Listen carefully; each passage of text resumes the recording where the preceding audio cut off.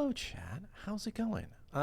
Today we're doing something a little different. We're just gonna have me, and it did not go to the correct screen. So hey, there we go. Welcome to Titan Talk. It is just me today. You know, it is the day before patch day, so everybody is a little bit busy, and we had a couple people sick today as well. So didn't want to bother people trying to get things done today.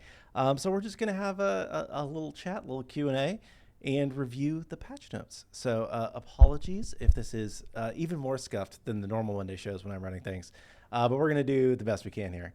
I saw it right before I clicked the go live button. It said that somebody is watching this right before their surgery. And like, I wish you well with your surgery. And also, I hope that they're more professional than I am when it comes to doing their job right now. So chat wants an early Alani check. We're going to be really flexible with things today since it's just me. I have an orange kiss that I just opened. So yeah, let's do it. The one thing that I have to do today is that I do have the patch notes review. We have the patch notes live on the website now. They are not showing up under new news posts for some reason. I got to figure out what's going wrong there, but they are available. So if we take a look at our handy dandy desktop here, and you take a look up here at the top in this URL where it says Open Beta 17 Update Notes. If you go to that URL, you should be able to read these and read along with us.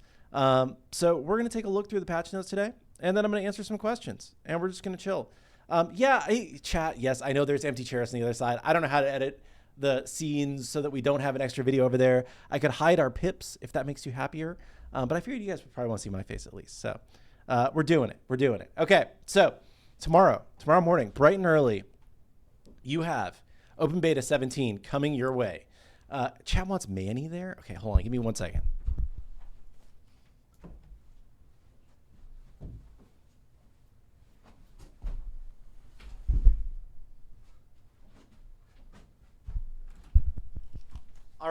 All right. Manny's in the chair. Manny is joining us for today's cast. And we're going to talk about what's coming in OB17. So he's staring straight at us, Kellen says. So big thing that's coming tomorrow is Jormungandr, the World Serpent.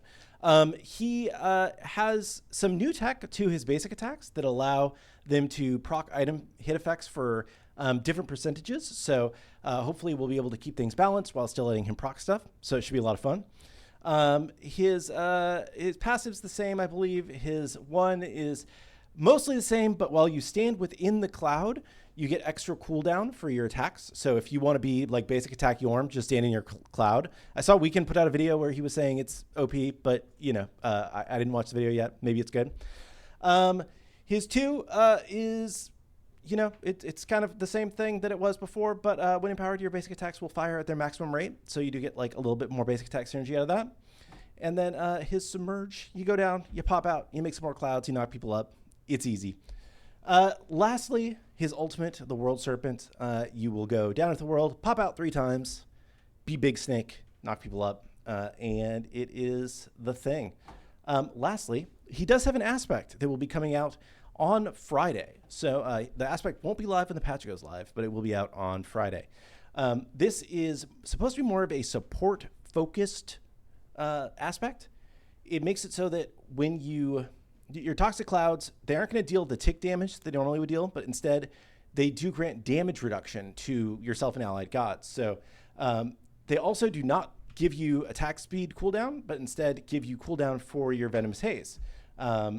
You don't deal bonus damage with your Consuming Bellows, but your allies gain in strength, and your Submerged knockup height is increased. I believe this is something we did since the initial reveal of this aspect, because we did get some feedback that for it to be a successful support aspect, it needed a little bit more CC in the kit. So we were able to do that just by giving him a little bit more knockup height on the 3, which will give him a little bit more CC and control.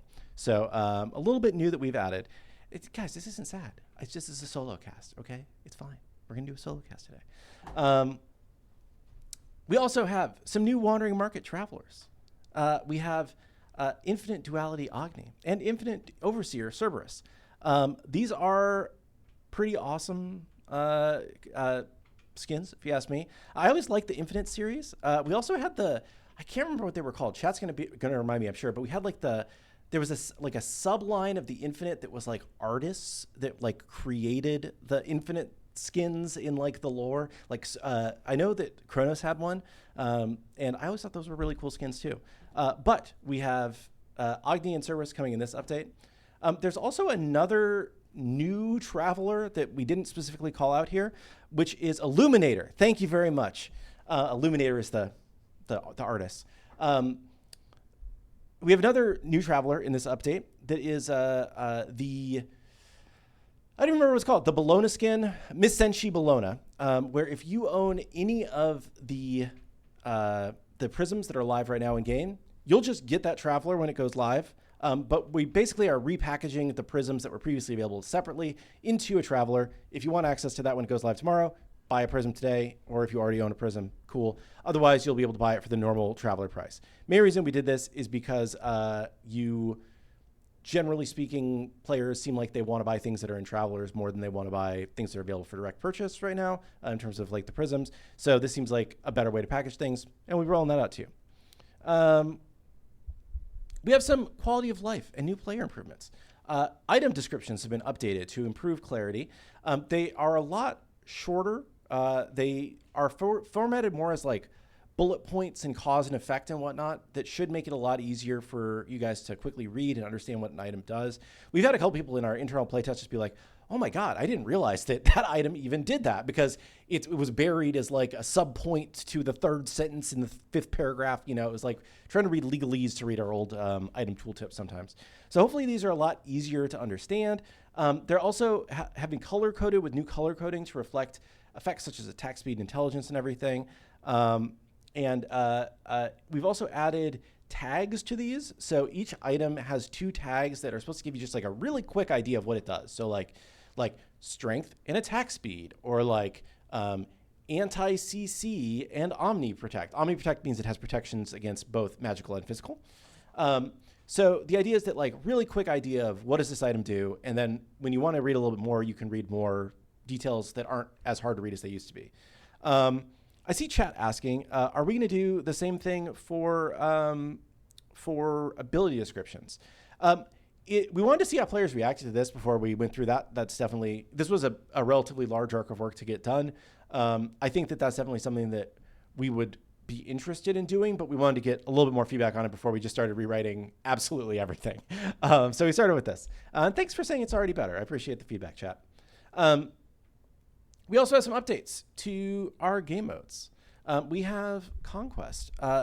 The pots near the Gold Fury Pit can now be broken with basic attacks. This should say melee basic attacks. They could not previously break the pots for some reason.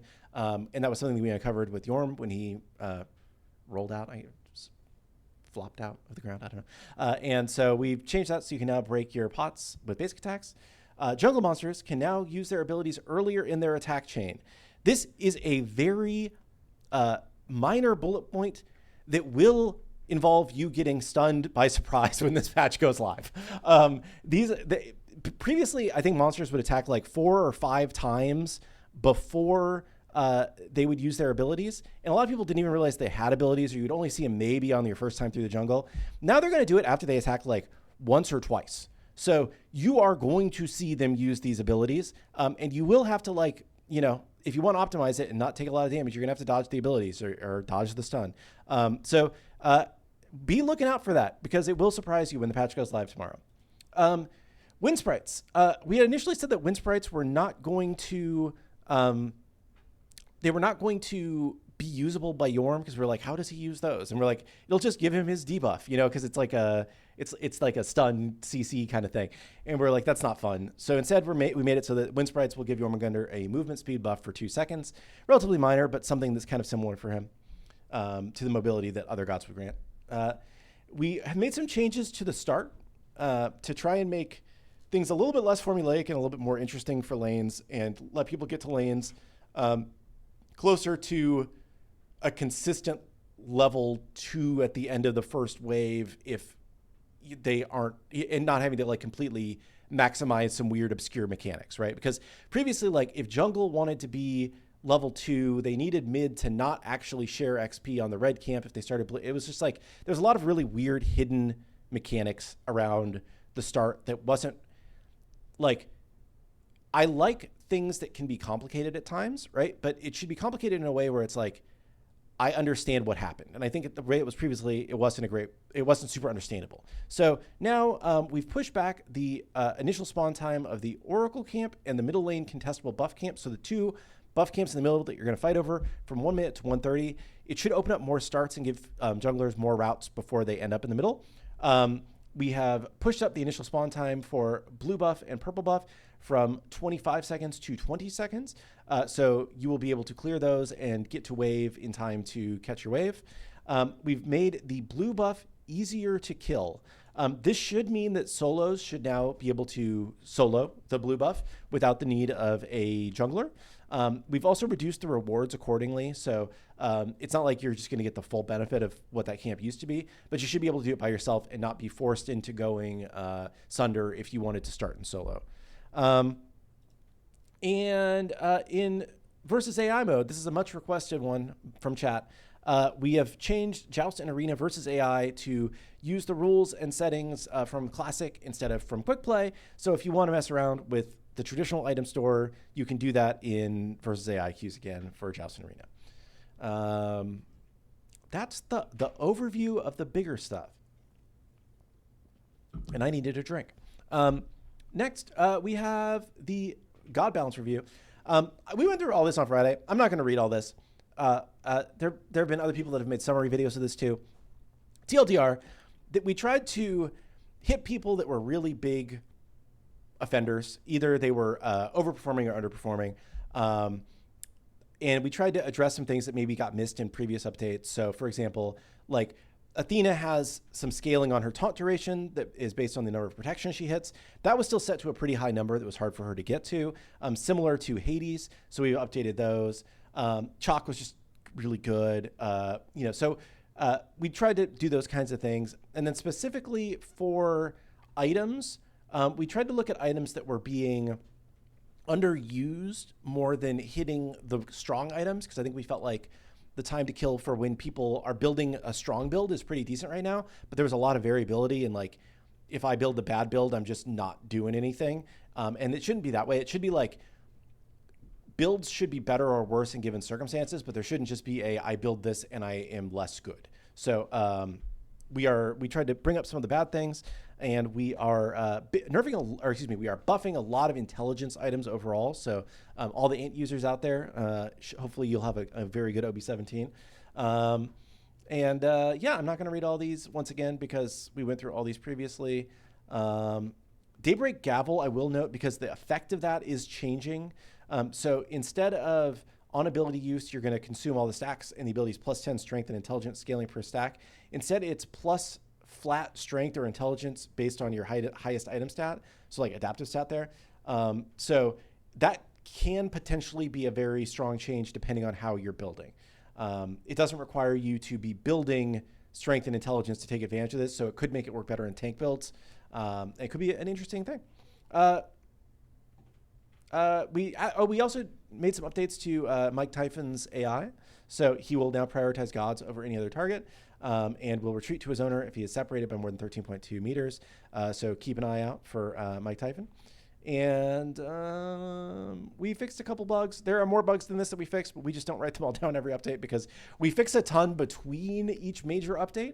And we fix some other things that we just don't get onto the update notes. But a couple things we've noted here. We fixed an issue where minions would move backwards after getting pulled by an ability. Giannis Recall now has portals, and we have made some audio adjustments. We have decreased the ultimate hit volume for Aladdin.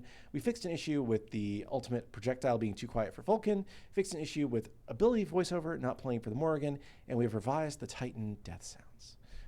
Mike Typhon. Yeah, Mike Typhon is the name of the little familiar that is spawned by Typhon's Heart. So Typhon's Heart spawns a little dude, and we chat named him Mike Typhon, and I thought it was funny, so we continue to refer to him as such.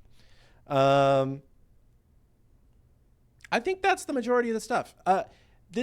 We have a lot more stuff coming, obviously, 2 weeks from tomorrow. We're going to have Tsukiyomi, and there's a lot of stuff that was in progress for this update that unfortunately didn't quite get done, so we're still working on. So I'm looking forward to next update. I'm looking forward to this update too. I mean, Jormungandr has always been. Oh, you just see Manny's face now, just looking at me. This is kind of silly. Yeah, I think Jormungandr's a very beloved god, and I'm looking forward to seeing him in game. I think that there's a lot of interesting new ways that you can build Jorm with the auto attack build, with kind of the more traditional bruisery build, with the more supporty aspect build. So yeah, I think it should be good. That is pretty much what I have planned for today, chat. So I am happy to take your questions, to just be goofy today. This is a very casual Monday solo cast from myself.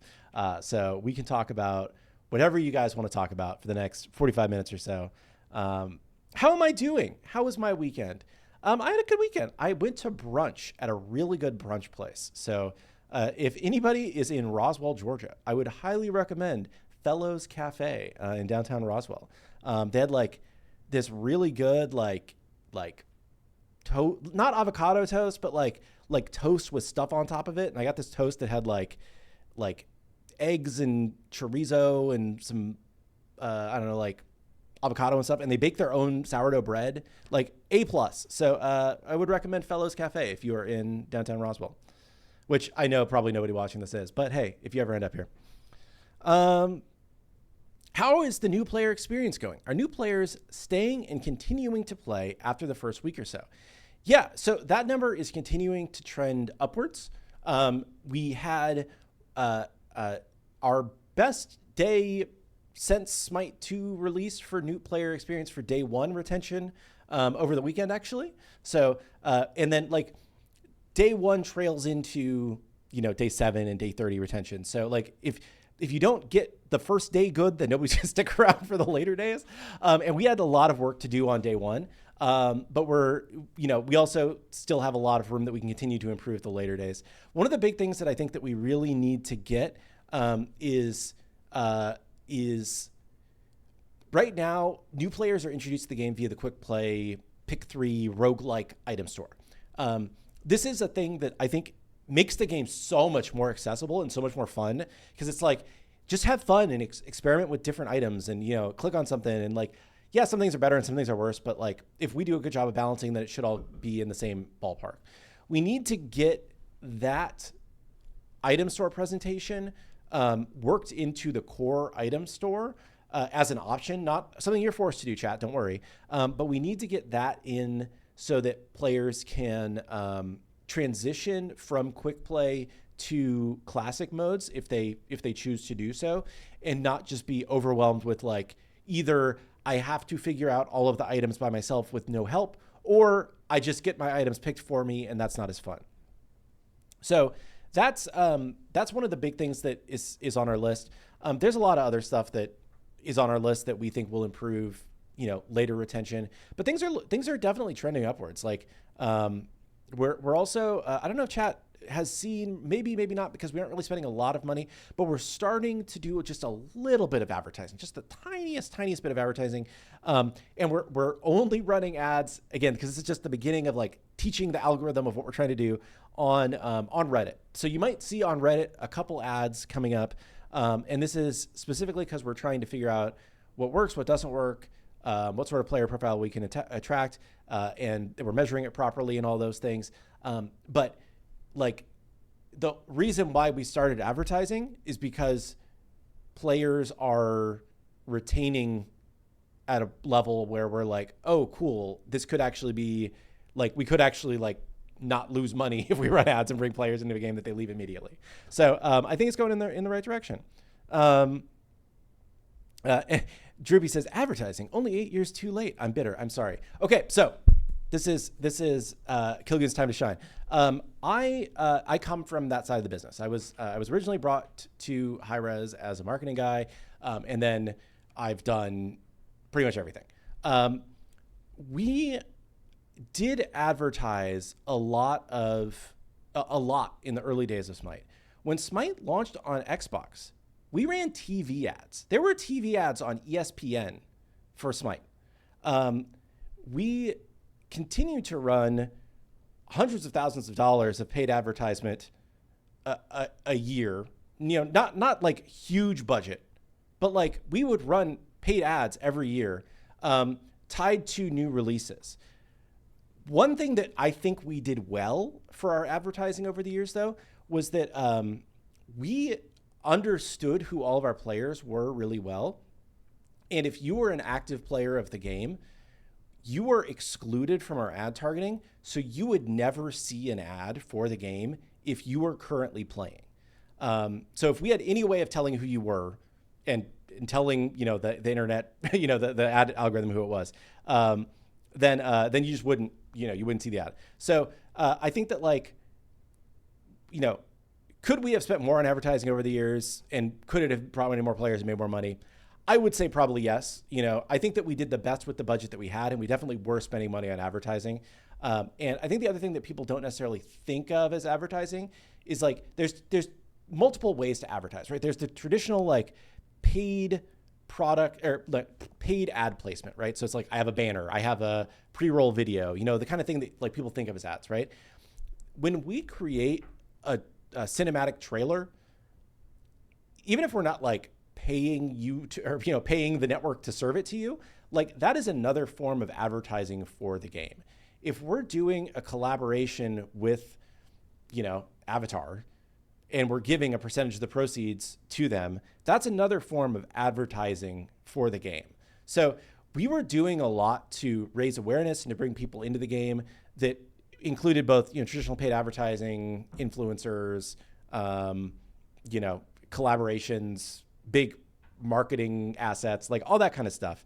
I definitely I know that we have gotten a lot of shit over the years for not advertising, and I would have loved to advertise more, don't get me wrong, but we were doing a decent amount, I think, to get the word out about the game. And we were targeting it very well to not show it to any of our most hardcore players, because that's just money we would be spending on ads that wouldn't result in any gain for us because you're already playing the game.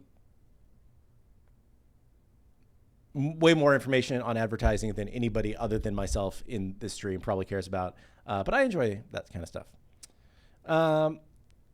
Now that I'm sitting in the community manager chair, can I announce 2x Worshiper this weekend?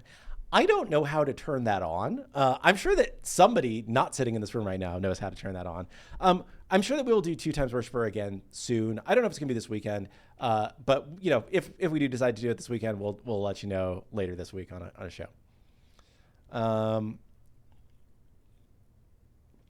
Petition for Ben, Kellen, or other people with less frequent appearances. Yeah, so I saw somebody in chat saying that Ben doesn't work here anymore. Ben definitely still works here. He's down the hall. Ben's just been really busy recently, and I haven't wanted to bother him too much. Kellen also has been relatively busy recently, and I haven't wanted to bother him too much.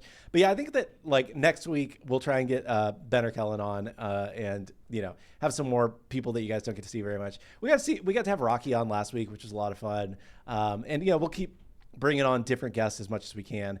I think a lot of people are, what's the word I'm looking for, are a little bit nervous about doing this, especially until they do it once, because it is a lot to put yourself out there as a face of the game that people are gonna blame if things go wrong, or maybe I say something that doesn't go over the right way, and then people are mad at me forever, or I inadvertently caused the death of the game or something. People overreact to stuff a lot on the internet. It's easy to say something that is the wrong thing. But we try and have anybody who wants to from the dev team is welcome to come on the show. If anybody from the dev team is watching and wants to come on, you're welcome to. And yeah, that's kind of the way we run it. Somebody's asking me shirt brand. This is an Old Navy shirt, and I do not shop at Old Navy anymore because the owner of this is my one sports sideline topic for the day. The guy who owns Gap, Old Navy, Banana Republic is the guy who owns the Oakland Athletics. And the Oakland Athletics are my favorite baseball team. And he is moving the teams. He's moving the team to Las Vegas and taking it out of the community that loves it so much. And I think that that's just a really bad move. So I personally am boycotting all of his stores and only wearing old stuff that does not actually bring him any money. So yeah.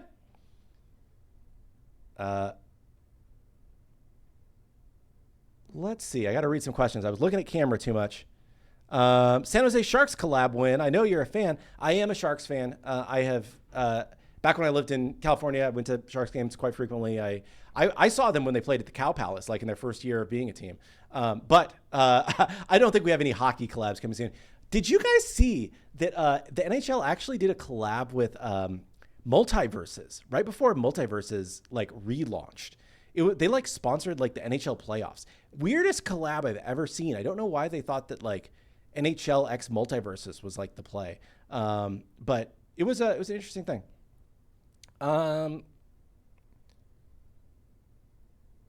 Any ideas of advertising overseas? We need more international presence.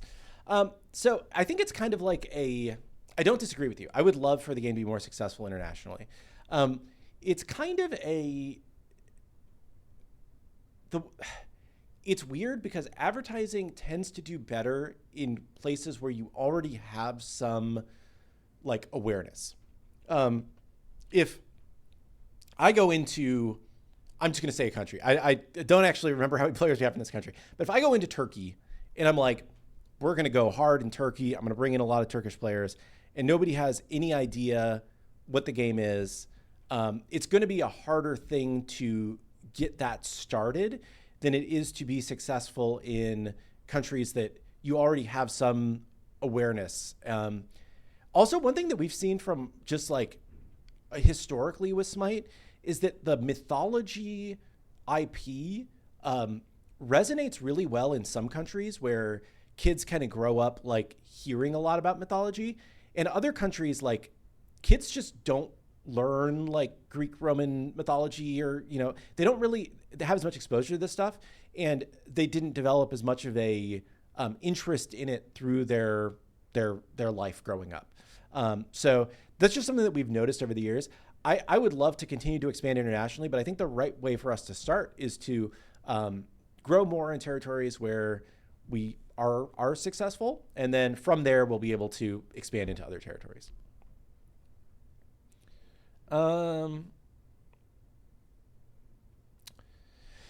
Radiant skins don't feel special. They use default abilities. Abilities should be golden with white glow.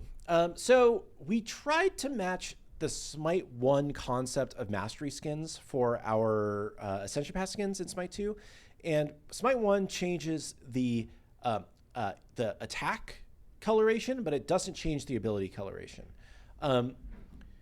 Again, because we wanted to be consistent with Smite 1, that was what we picked. Going back to redo all of the old skins would be a decent arc of work right now, so it's not really on our list of things to do. But it's something that we could consider if we have time in the future. It's just not like, because it's like at the same level as Smite 1, we were like, okay, we're good to go. And we definitely like we didn't have the tech that made it easier to change ability colors as well when we first started. So it was like, that would have been just not extremely difficult, but extremely difficult because FX has kind of always been it's been on our one of our biggest bottlenecks this entire development process, because in most of the things that we're bringing over from Smite 1 to Smite 2, we at least have like a starting point of, I have the geometry for this model, and I know, like what the textures look like. I have to remake the textures to take advantage of UE5, but I'm not starting from absolute scratch. Same thing for like animations. I can take over the animation files, and they need some updates. It's not like it's just like snap my fingers and I'm done. But I have a starting point that's good. FX has to be remade completely. There is nothing that is portable from UE3 to UE5 in terms of FX. So that particularly has always just been like the limiting factor for doing more, has been like how much we could get done through FX. So that's why we didn't do that initially. We have come up with ways to do FX more efficiently now, so it wouldn't be as hard as it was when we first started doing Ascension skins, but it still would just be like time spent that would slow us down from doing other things. And overall, I think the feedback to the Ascension skins has been pretty positive. Someone says, OMG, hi. And I say, OMG, hi to you.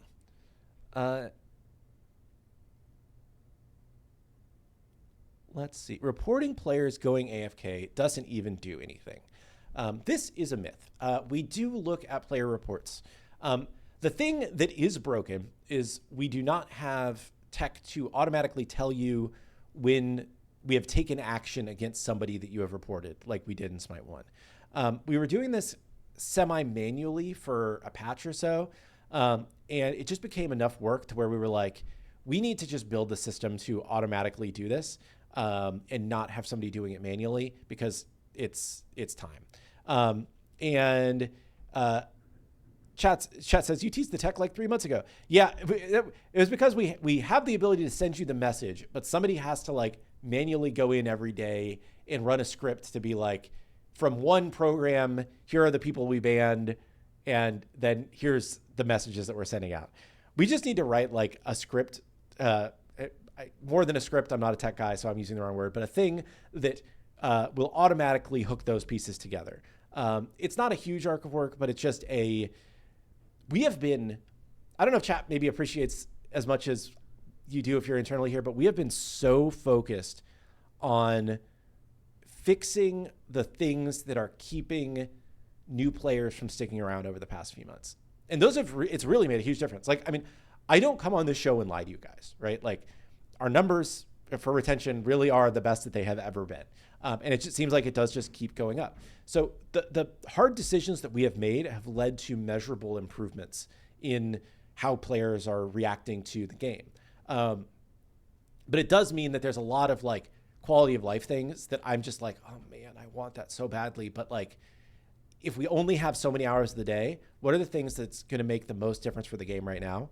And that's been focusing on, you know, things that keep new players around a little bit more, and things that make, you know, we also have done a lot on the design side towards things that we think will make Conquest better and more engaging over the long haul, right? Like the anti-heal stuff, and, you know, we have some bigger Conquest stuff that we're working on right now. So yeah, I mean, I think that like, you know, one of the things that people ask about on this show very regularly is a equip all button. Like, I have a badge, I want to put it on all my cards, equip all. That seems easy. That would take like 20 minutes, right? It's like, I mean, it would take longer than 20 minutes, but still, it's, even if it did only take 20 minutes, it's 20 minutes that we're not working on something that potentially is going to prevent somebody from continuing to play the game in their first, you know, 20 hours of playing the game, where you're being annoyed about having to like put a badge on every god's card is something that you're not going to be annoyed about in your first 10 hours of playing the game. And it's something that, you know, we should address, but we should address after we fix the foundation. Can we get Killgoon's head as a ward skin? This is the worst idea that chat has ever had. I am not an attractive man, and nobody wants my head being there, being like, hey guys, ward here, ward. I'm seeing things. I'm a ward. No, nobody wants that. Wrong. No, that's a horrible idea. Come on, chat. I love you guys, but nobody wants my head as a ward.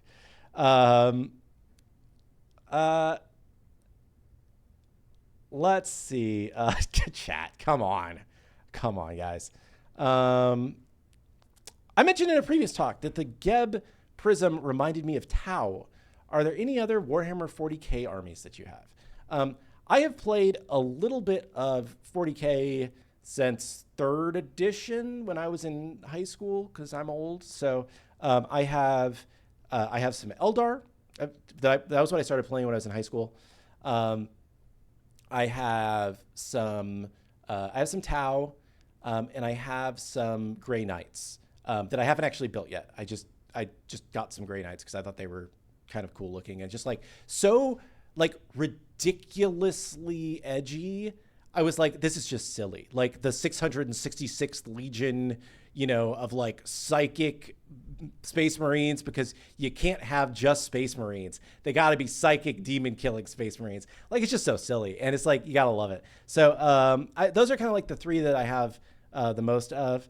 And I will say though, this is a plug for my favorite miniature game of all time. I don't know if anybody here has heard of it. Guild Ball. Guild Ball is an incredible miniature game. I have probably half of the guilds in that game, maybe more. It is incredibly good. It is like combat soccer is the best way to explain it. So like there's a ball, you kick the ball into the goal to score points, or you kill people on the other team to score points. And it is just such a deep, intricate, great game. I love it. I think Guild Ball is the best miniature game that has ever been made. But it is, I'm a sports guy, so maybe it just speaks to my inner love of sports. Psychic Space Marines, like the Thousand Suns. Thousand Suns are Chaos Space Marines. You got to have good Psychic Space Marines. Manny deserves vacation. He was on vacation until chat said he's got to sit in the chair today. Since it's just me today, any news on Sylvanas and a potential aspect where Sylvanas picks up Grover and throws him at enemies? So I will say, I said at one point that gods that we had previously confirmed for the rest of the year, you shouldn't definitely view them as confirmed because things could change. But that doesn't mean that they're not happening either. So I will leave Schrodinger's Sylvanas in a state of quantum superposition, and we will remain unknowing as to whether or not Sylvanas is coming this year.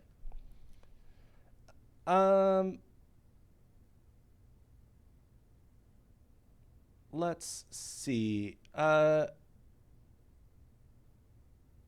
I take a look at intro voice lines? It seems like sometimes they work and sometimes not. I know Kellen was looking at that, and I think he's in chat. But I'm not exactly sure. I think that was something that we were aware of. But yeah.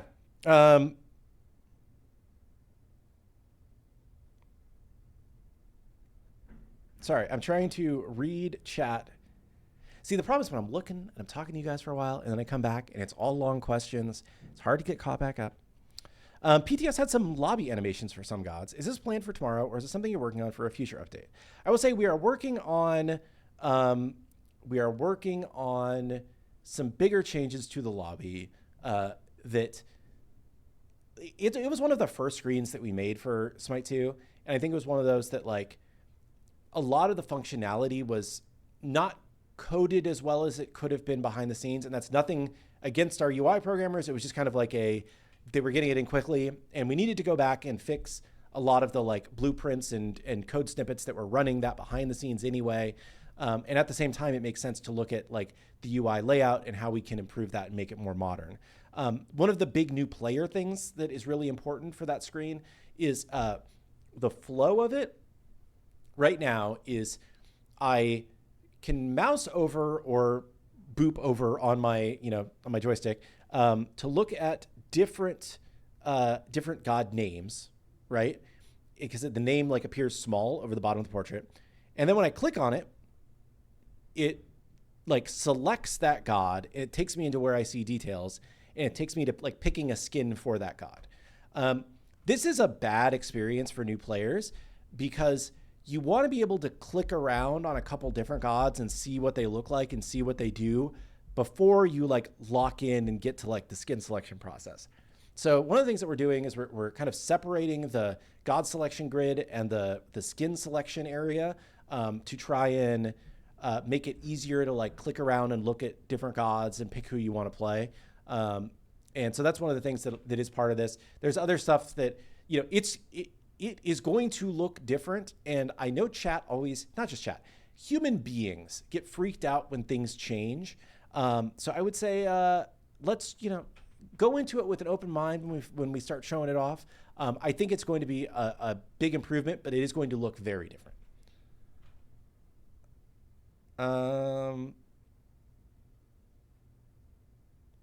Yo, you have a hole in your pants. Yeah. That these are weird jeans that have like holes in the knees. I'm sorry. Let's see. Killgoon. The game is missing Poke and Mage Jungler gods right now. Can you port one of these gods this year? Shibalanke, Hachiman, Ishtar, Thoth, Mama, Brigitte, Hebo, and Ao Kuang. I don't know if I would I guess you're trying to get multiple different categories together. I will say at least one of those gods is currently on our list for the rest of the year. Doesn't mean they'll actually come out, but at least one of those gods is currently on the list. And we do have Tsukiyomi as our next god coming after Jormungandr. So that is another kind of poke-focused god. Monday is Labor Day. I didn't even realize. Is Monday actually Labor Day, chat? We don't get holidays in America, so that's not that's a joke. Labor Day is actually not a national holiday though in America. It's one of the very few nations on the planet that does not have a national holiday for Labor Day. But yeah, okay. Well, it's Labor Day on Monday.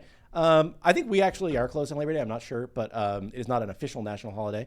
So I guess we may or may not have a show. I'll take a look at what our holiday schedule is. But we are going to have double worshipers for Labor Day weekend. Chat, you're so smart. Yeah, okay, I'll take a look at it. Since it is a long weekend, we do like doing that on long weekends.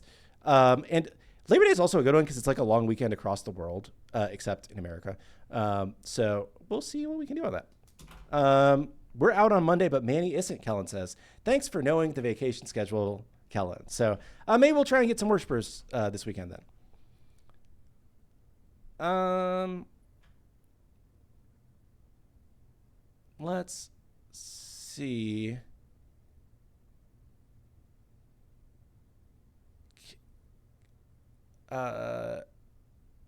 Can we get the God roadmap on Friday because of that?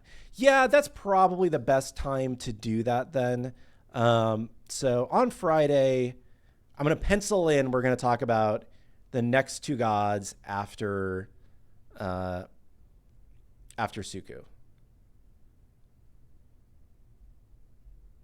Awesome. Sweet.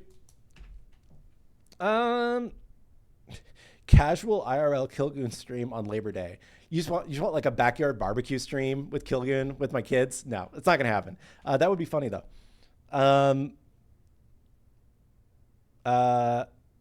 If the next two gods are not goddesses, I riot. I will say we have quite a few goddesses coming over the rest of the year.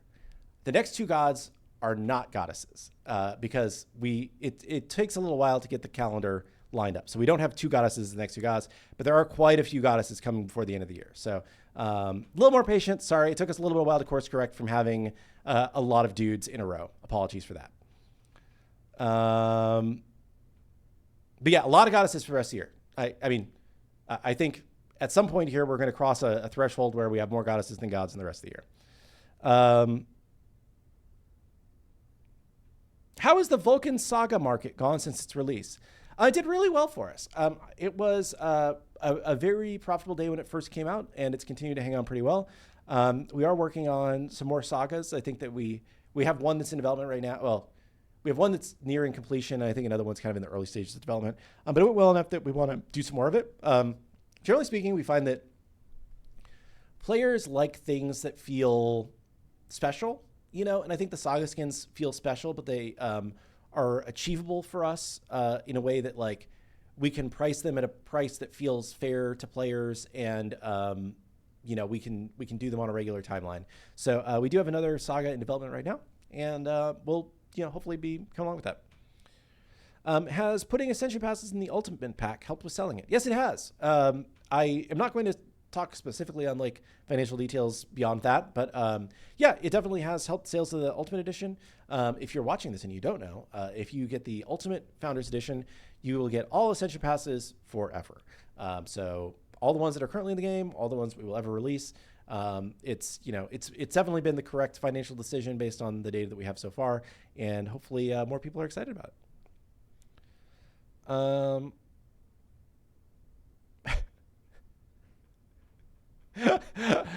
A saga for Baba Yaga featuring Baby No Dollar Sign as Baba No Dollar Sign. Say that 10 times fast. I don't know about that one. That is an interesting crossover. He's been doing some stuff with like VTubers recently, right?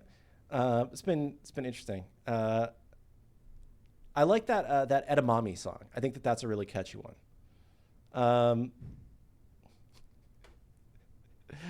I know it's maybe no money. I'm being silly, guys. I'm trying to be like a Zoomer here. Or no, is it a Boomer? I'm whatever.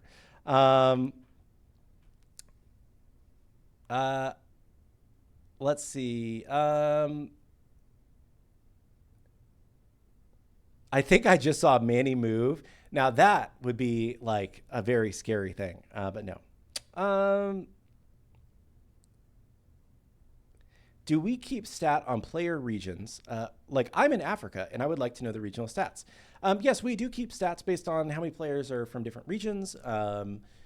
We don't share those publicly.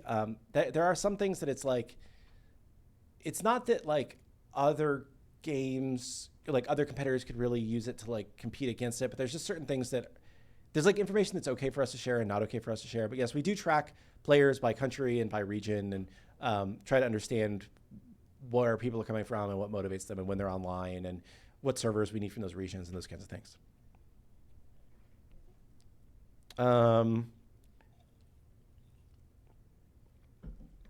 This is an insane proposition.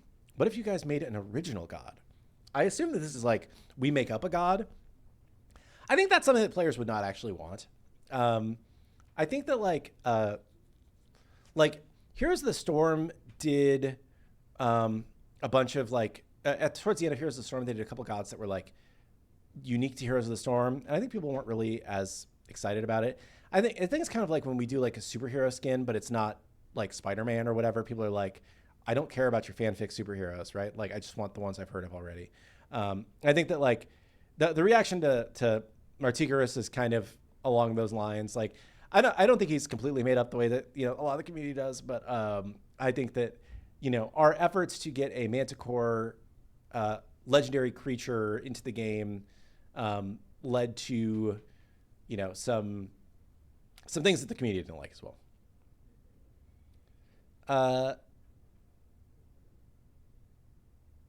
I'm talking so much, I never let the guests speak. Yeah, sorry, chat.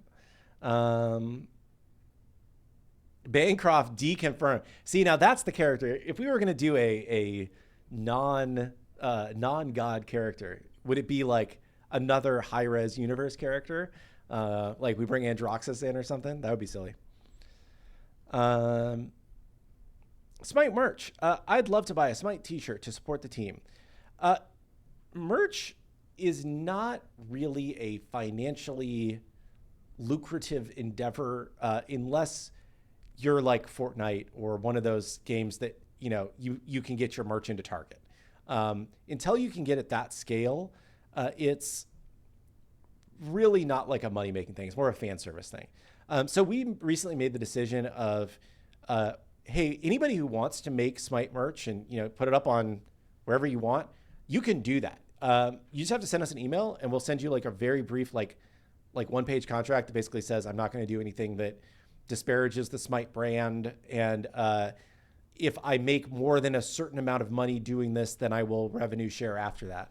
But you can make shirts for you and your friends with the Smite 2 logo and, you know, not pay anything and, you know, get them made at Redbubble or whatever. You just need to get a form from us, basically. So, and I think that there are some people that have made, you know, there are like fan shops. If you're an influencer, you know, and you have a YouTube channel and you want to make like shirts for yourself that have official Smite IP in them, you can do that. That's cool with us, right? Like you can only sell a certain dollar amount before you would have to share with us, but it's a relatively high dollar amount. So, yeah.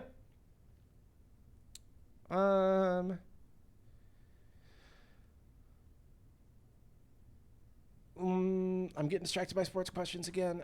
Sprouts program. This is one that I have talked about a little bit in the past. I think it's one of those things where it's like, we're not sure if it's going to be a good or a bad thing.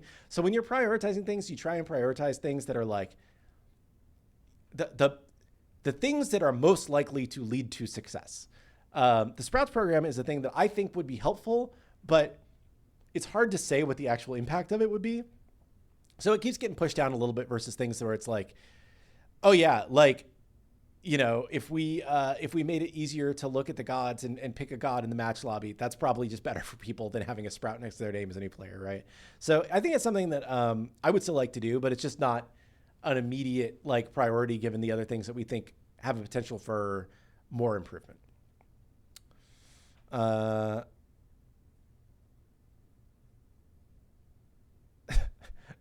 Now let's talk sports. I need to know your NFL team. I've been needing to know this. So I grew up as a Oakland Raiders fan. They left Oakland and I stopped being a fan. It was about the same time that I moved out to Atlanta. So I've been like kind of a casual Falcons fan since then. Uh, but I'm not like Falcons do or die. Or, I was a pretty hardcore Raiders fan, but alas, everybody abandons Oakland, and then I abandoned them. Um,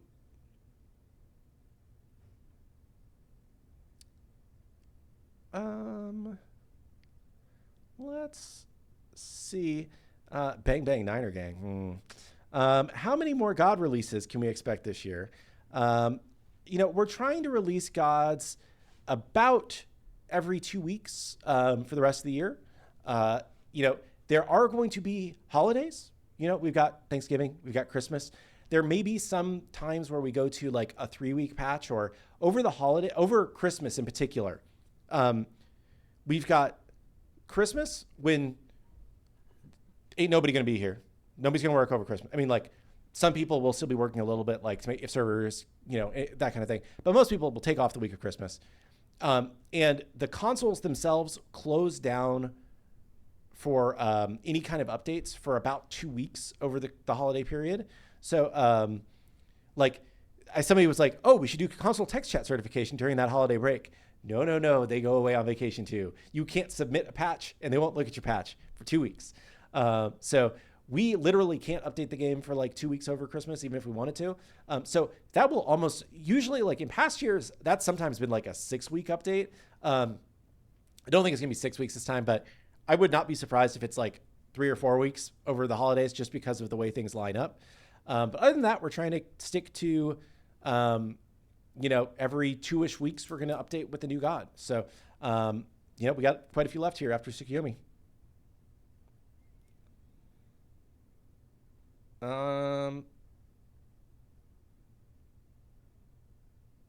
Do we have stats on who is the highest level player in Smite, or who has the most worshippers on a god?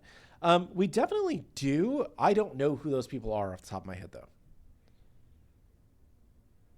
Why does Ancient Signet not have mana regen, even though its components do have it? That's a good one. I can ask chat. Mana regen. Ancient Signet.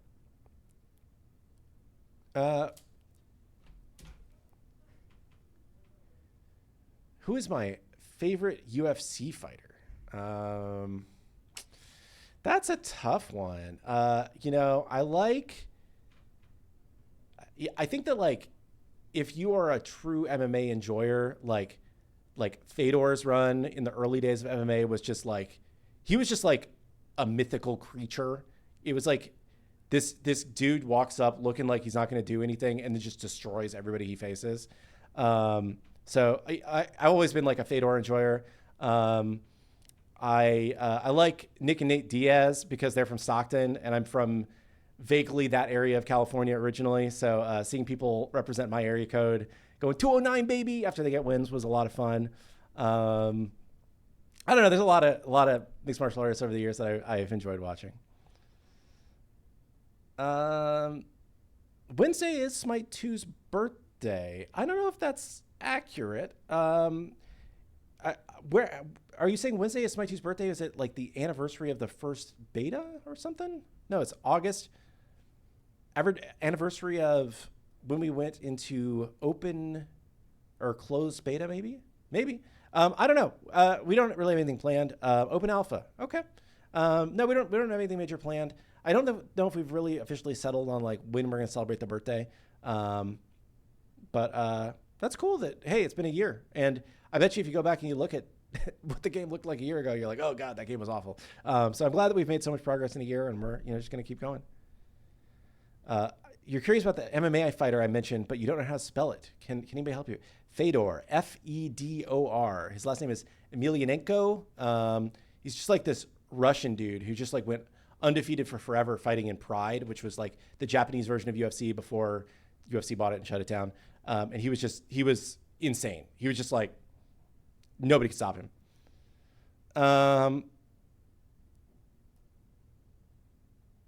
Any updates on anti-heal items? No updates. I think we're pretty pleased with how things are going.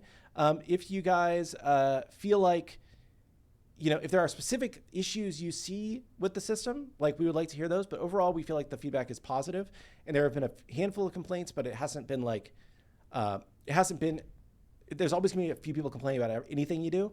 And we think that overall the feedback has been positive. Hopes and aspirations for full release. When you're making a game,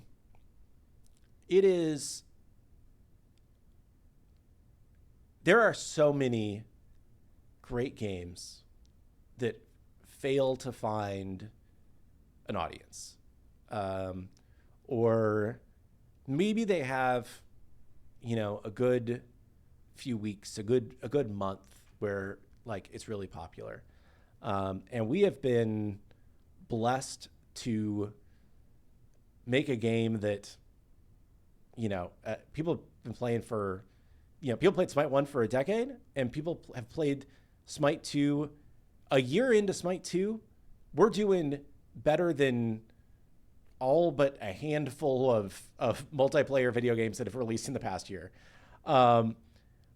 It's, if we can continue to grow and secure another decade of having the pleasure of getting to make Smite for you guys every day and getting to think about Smite every day, man, that makes us happy, right? Like we're not Fortnite. We're not going to be Fortnite. Smite is inherently a more niche game than some of the things that are like these big, huge games, right?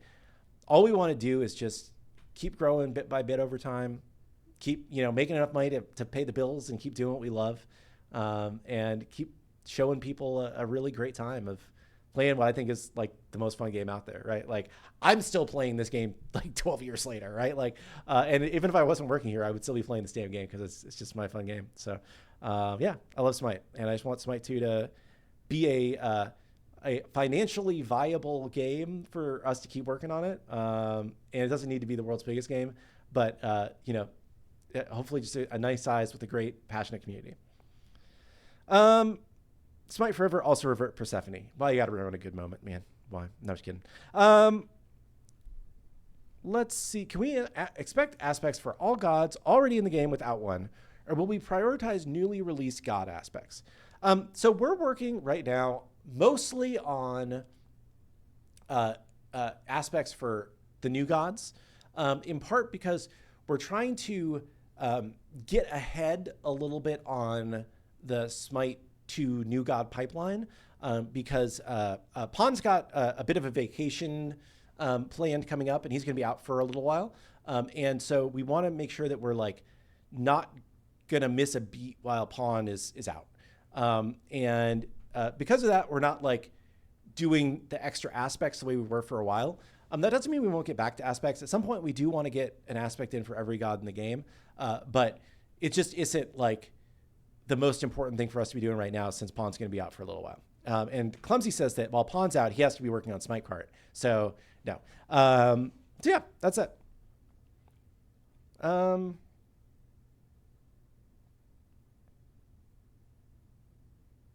Let's see. Can we get some kind of community manager on Steam? There's daily posts of people needing support help. I can talk to our support person and see if they could potentially take a look at that. I'm not positive. I can't commit to that because I don't know what their workload's like and if that's something that they could or be willing to take on. But I think it's a fair question. And it makes more sense for like a support person than a community person if it is like support questions that are coming up.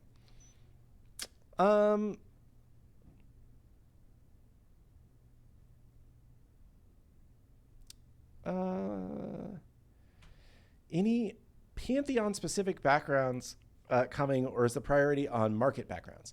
I would say there will be more Pantheon backgrounds coming. We just have been working on a lot of stuff and, focusing on things that make the most sense for a given period of time. So soon there'll be more Pantheon backgrounds, but just not immediately. I see somebody saying something about Twitch drops. I don't know anything about those. I think I think Hindu Man is taking point on those. He doesn't work Mondays and Tuesdays, so if there's something going wrong, yeah, he'll probably take a look on Wednesday. And chat, our long scuffed solo cast of a day has come to an end. It is 2:00, which means it is time for one more question. Tomorrow morning, we got a brand new update coming out. We got Jormungandr, the World Serpent. We've got a bunch of other stuff. I went through it all this morning. You can rewind the VOD if you missed it. And then it's only 2 weeks until the next update too, because it just never stops. I have to answer some questions here. Thank you all for being so appreciative of me. I will say I saw a Reddit thread that was like appreciative of me. I always appreciate the support. It's very humbling, I would say.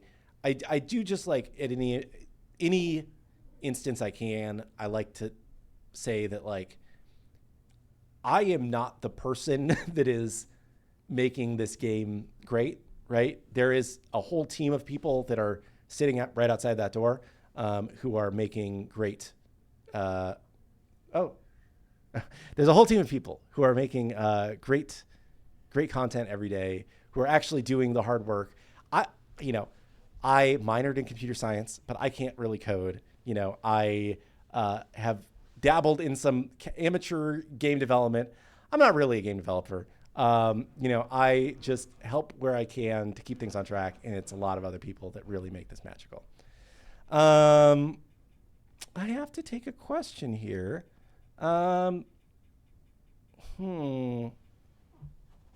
Let's see. My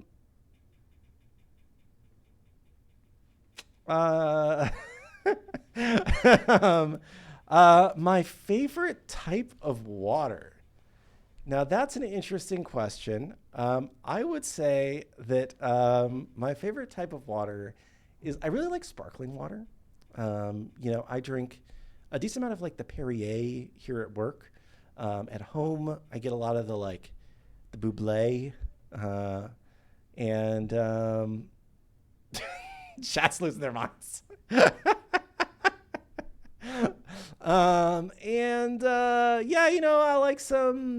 just like water in general. You should drink water. It's good for you. I drink a lot of Alani on this show, but you should drink water. Don't drink seawater. Seawater has salt. That's not good for you. Drink water though. And with that, I'm gonna end the show unless anyone would like to object. Manny, do you care if we end the show now? No. Okay. Well, thank you so much, Manny. Thank you, chat. It's been a fun day. Maybe Manny will be hosting tomorrow if he takes over.